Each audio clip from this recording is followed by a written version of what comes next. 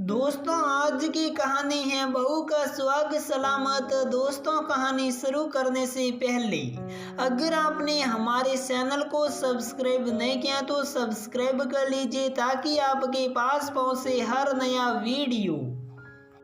आज घर में बड़ी सहल पहल है, क्यों ना हो। आज करवा चौथ जो है, घर की तीनों स्त्री जल्दी जल्दी काम निपटाने में लगी हैं। घर के मुखिया हैं सुनील कुमार वर्मा, उनके बड़े सुपुत्र सुशील कुमार वर्मा और छोटे पुत्र संजय कुमार वर्मा, दोनों ही पुत्रों का विवाह हो चुका है। बड़े की पत्नी है सुजाता, छोटे की सुधा और इनकी सास है सुशीला। आप सभी सोच रहे होंगे सभी के नाम स से ही क्यों, तो साहब बात कुछ ऐसी है कि सुनील जी के पिताजी को किसी गुरुजी ने कहा था सभी का नाम स से ही हो, घर में मंगल बना रहेगा। इसी कारण से बहुएं भी स नाम की ही खोजी गई। सास बहू काम खत्म कर सज धज कर बैठी करवा चौथ की कथा सुन रही है।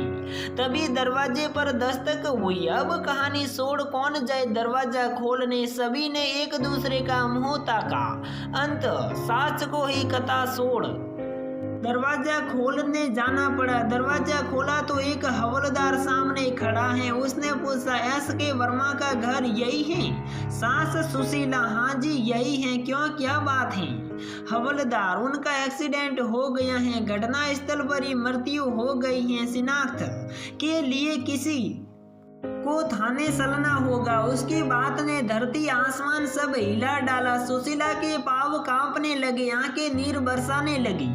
सुजाता पीछे से आवाज लगाती हुई आई, क्या हुआ माँ जी, कौन है? हवलदार ने हिम्मत बंधाते हुए सारी कहानी कह सुनाई। सुजाता के कानों में ध्वनि गूंजी और भूसाल आ गया। वह हल्का सा अपनी जगह पर ही लहराती हुई धड़ाम की धमनी के साथ धरा पर जा गिरी। सास सुशीला ने संभालते हुए हवलदार की तरफ देखते हुए बोला, तुम चलो भैया, हम आते हैं। हवलदार तो चला गया, लेकिन एक ऐसा भूसाल दे गया जो थमने की जगह बढ़ता ही जा रहा था। कुछ मानसिक कुछ शारीरिक। घर में करवा चौथ की खुशी के बीच मातम सा गया।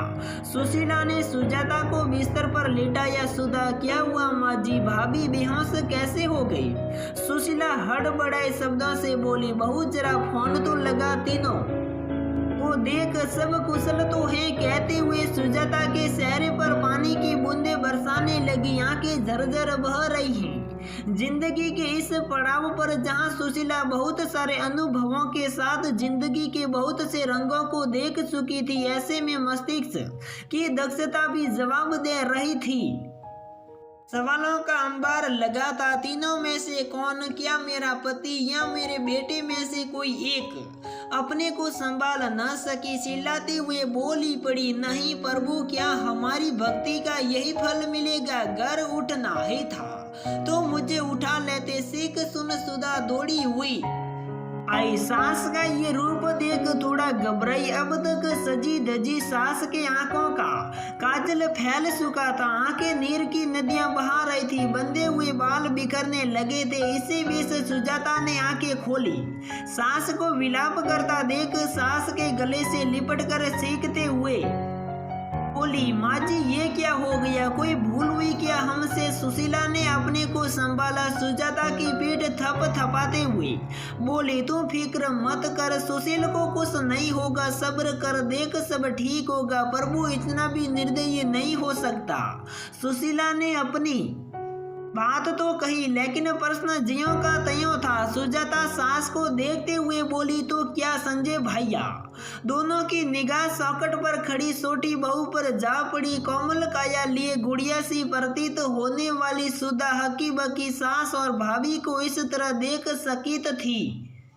अभी विवाह को 6 माह ही तो बीते और उस पर 2 महीने का पेट। ऐसे में किस तरह ये खबर सुधा को कहे? सुशीला सुजाता सुधा के मुख को देखती रह गई। अपने को संभाल चुकी थी, आंखों के आंसू को अंदर की ज्वाला के जरिए सुखा चुकी थी। वह दोनों ही नहीं चाहती थी इस गुड़िया जैसी बच्ची पर ये पहाड़ रूपी विपदा आ पड़े। तेरे को कहा था। तीनों को फोन लगा, क्या हुआ? सुशीला ने डांटते हुए कहा, जबकि अंदर मोम पिघला पड़ा है जो वह जाने को। लाला ये हैं? माँ जी, तीनों का ही फोन नहीं लग रहा, शायद नेटवर्क न हो। लेकिन आप दोनों इस तरह कुछ बुरा हुआ है क्या? सुधा ने हैरानी भरे स्वर में पूछा। कुछ नहीं हुआ, बस ऐसे ही पिछली बातें याद आ गई थी। तू जा तीनों को फोन मिलाती रह, सुजाता ने मुस्कुराकर झूठी हंसी भरते हुए कहा। सुधा फोन लगाने में व्यस्त हुई। इधर कमरे में सन्नाटा पसर गया। दोनों के माथे पर पड़ी सिकन ने बिंदी तक गिरा दी। सुजाता सास का हाथ थामते हुए बोली, मम्मी जी दुआ करो संजय भैया के साथ अब सकून ना हो। इनका क्या है, बच्चे हो गए, शादी का सुख भी मिल ही गया, जो होना है इनको हो। बात गले से निकली तो सही, लेकिन अपने को रोक न सकी। सुशीला ने खींचकर गले से लगा लिया। मेरे दोनों बच्चों को कुछ नहीं होगा। मेरी तपस्या और व्रत पूजा का क्या भगवान तनिक भी मान नहीं रखेगा। हम तो वैसे ही बूढ़े हो चुके हैं, कब बुलावा आए क्या जाने। लेकिन सोचती थी स्वागन मरूंगी, अब जो विधाता की मर्जी। तू फिक्र न कर संजय, सुशील को कुछ नहीं होगा, जो होगा इनको। कहते कहते हलक सूख गया, शब्द बाहर नहीं निकल सका। बेशक शब्दों को बोलकर कुछ भी बहा किया जा सके, किंतु अंदर सैलाब उमड़ा है जिसके उथल पुथल होने पर सिर्फ एक ही बात दिमाग पर आती है, मेरा स्वाग सलामत रहे, मेरे उपवास की लाज रखना। दोनों साथ हैं। कमरे से निकल कर बाहर ड्राइंग रूम के सोफे पर पसर गई। ना आंसू है ना ही सेक पुकार। दोनों की निगाहें छोटी बहू सुधा पर टिकी हुई है, जो अभी भी कभी फोन कान पर लगाती हैं तो कभी नंबर डायल करती हैं। उस 22 बरस की कोमल काया को देख कलेजा बाहर आता है। तभी दरवाजे पर एक बार फिर दस्तक हुई। दिल की धड़कनें अचानक बढ़ गई। सुजाता सुशीला एक दूसरे को मुंह ताकी रही थी कि सुधा फोन छोड़ दरवाजे की तरफ बढ़ी। सुशीला ने पुकारा, तू रहने दे, मैं देखती हूँ। मन में विचार कौंधा, कहीं पुलिस वाले बॉडी यही तो नहीं ले आए। दरवाजा खोलते ही अपने स्वाग सुनील को देखते ही उसकी छाती से लिपटकर सुबक पड़ी, फिर पैर छुए। उधर सामने सोफे के पास खड़ी सुजाता ये देख अपने पर काबू न रख सकी, गला फटने को हो गया।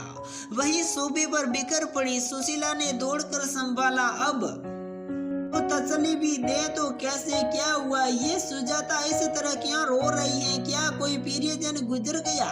सुनील ने सुशीला के कंधे पर हाथ रखते हुए पूछा। सुशीला की आंखें लाल हो आई थी। उसने पति को इस कदर बुरा जैसे उन्होंने जिंदा वापस आकर कोई गुनाह कर दिया हो। ये वही सुशीला है जो अभी पल भर पहले पति को देखते ही सीने से लिपट पड़ी थी, पैर छूकर सदा स्वागन रहने का आशीर्वाद मांग रही थी। और अब सुधा जा पानी तो ला थोड़ा सा। सुधा रसोई की तरफ बढ़ी तो सुशीला ने हवलदार के आने और पत्नी को बताया। सुनील साहब वैसे ही दुबली पतली काया के व्यक्ति थे, दिल के मरीज थे, ऐसे में अपने को संभालने में सफल न हो सके। एक हाथ छाती पर रखा और वह भी सोफे पर धम के साथ बिखर गए। मर्द हैं, जल्दी से आके थोड़े ही बरसेगी, लेकिन मन सिंगाड़ रहा है भगवान की माया पर हैरान है। क्या किसी का कोई अहित हो गया जो ऐसी सजा मिली? एक बाप अपने बेटे को सीता देता कैसा लगेगा? यही सोचते हुए आंखें उबली पड़ी। सुधा हाथ में गिलास लिए जहां की तहां खड़ी रह गई। सुशीला ने देखा, सुधा ने सुन लिया। सुजाता को छोड़ सुधा की तरफ लपकी। सुधा ना बोलती है ना ही रो रही है, वह घूमे। सुशीला चिल्लाई, सुजाता देख तो सुधा को क्या हो गया। सुजाता ने सुधा के पास आकर उसको गले लगाया। पीछे से सास सुशीला भी सिपट पड़ी। दोनों जन रो रही हैं, लेकिन सुधा अभी भी शांत है। उसको शायद अभी उम्मीद है कि उसकी स्वाग संजय को कुछ नहीं हुआ होगा। फिर पल ही भर में सुजाता को देख सोच रही है, भाभी ही क्यों, मैं क्यों नहीं, ये दरवाजा क्यों खुला छोड़ा है, और ये तुम तीनों इस तरह क्यों, क्या हुआ पापा? सुशील ने घर में आते ही सोफे और पसरे पिता की तरफ देखते हुए पूछा। सुजाता सीखती हुई सुशील की छाती से लिपट गई। संजय भैया नहीं रहे। संचय की घड़ी समाप्त हुई। निष्क्रम सामने था। संजय नहीं रहा। सुधा सास की बाहों में अचेत हो पड़ी। सास सुशीला सिलाई बैठे क्या हो कुछ करते क्यों नहीं? सुशीला ने पति सुनील की आंखों में देखकर सिंगारते हुए कहा। सुनील पस्त थे। वह सोफे से हिल तक नहीं पा रहे थे। लब तो मानो सीली सुखी थी। आंखों ही आंखों में सवाल किया। मैं बुढ़ा आखिर कर ही क्या सकता हूँ? मैं अभी थाने होकर आता हूँ। तुम लोग सुधा को संभालो। डॉक्टर अपर्णा को बुला लो। संभालना, मैं अभी आया। सुशील ने कंधे पर लटका बैग उतारकर सोफे पर फेंका और दरवाजे की तरफ बढ़ा ही था कि संजय ने कदम घर में रखा। ये करवा चौथ को इतना सन्नाटा, सब खैरियत? तो सुशील ने झट गले से लगा लिया। बेसुध से पड़े शरीर में मानो जान आ गए। सुनील जी सोफे से खड़े होते हुए बेटे के नजदीक आकर संजय के सर पर हाथ रखते हुए बोले, जुग जुग जियो मेरे लाल। संजय ने सुधा को मम्मी के हाथों में अचेत देखा तो हड़बड़ाते हुए बोला, सुधा को क्या हुआ? डॉक्टर अपर्णा को कॉल किया। संजय सुधा के नजदीक आ बैठा। प्यार से सर पर हाथ फेरा। बेसुध मूर्छित शरीर में बिजली कौंधी। सुधा ने आंखें खोली और संजय को गले से लगाकर बिलख पड़ी। सूखी आंखें समुद्र की तरह उपनती लहरों में तब्दील हो गई। सुधा भूल चुकी थी। सास ससुर जेठ जेठानी की नजर उस पर गड़ी हुई है। वह पति को देख सब भूलकर सिर्फ उसी की बाहों में समा जाना चाहती थी। सुजाता भी सुशील के निकट खड़ी हो गई। सास सुशीला भी आंखों को पोंछते हुए पति सुनील के समीप जा खड़ी हुई। सुनील ने सुशीला के कंधे पर हाथ रखते हुए पूछा, हवलदार ने कहा क्या था? ठीक से सुना भी था या ऐसे ही हवाई किले बना लिए? मेरा तो दूसरा अटेक पक्का था आज। आंसू पोंछते हुए, मैं कोई बहरी थोड़े ही हूँ, पूछो सुजाता से। मम्मी जी सही कह रही हैं। उसने यही कहा था कि एस के वर्मा का एक्सीडेंट। संजय ठहाका लगाते हुए बोला, ओहो ये बात है। अरे आज सुबह जाते हुए किसी ने ट्रेन में मेरा पर्स मार लिया था। हो सकता है उसी का एक्सीडेंट हुआ हो और पुलिस मेरे पर्स में रखे कागजातों को देख यही समझ रही हो, तभी वो यहाँ पहुंच सके। तीनों औरतें घर में बने मंदिर के निकट जा बैठी, हाथ जोड़े, माथा टिकाया। अभी जिनकी आस्था लुप्त सी हो चली थी वह जाग उठी हैं। तीनों आरती की थाली लाई, पति के हाथों बही बिंदी लगवाई। तीनों मर्दों ने बारी बारी से अपनी प्रियतमा को करवा चौथ का उपहार सौंपा। मातम के घनघोर को जीवन रूपी सूरज ने धो डाला। सभी हाथों में हाथ बांधे खड़े, सदा साथ निभाने का वचन दे रहे हैं। कितने भी पारिवारिक मतभेद हो, कभी कोई सास नहीं सहेगी उसकी बहू विधवा हो, या कभी कोई बहू नहीं सहेगी कि उसकी सास विधवा हो। जितने भी मतभेद है वह सिर्फ क्षणिक है। प्रेम का बंधन ही सत्य है, बाकी सब असत्य। क्यों ना इस करवा चौथ परिवार एक बनाए, करवा चौथ मिलकर मनाए, स्वागत सलामत की दुआ सब साथ मिलकर मांगी। आप सभी को आगामी करवा चौथ की बधाई। दोस्तों अगर आपको ये कहानी पसंद आई हो तो प्लीज वीडियो को लाइक करें, शेयर करें और चैनल को सब्सक्राइब जरूर करें।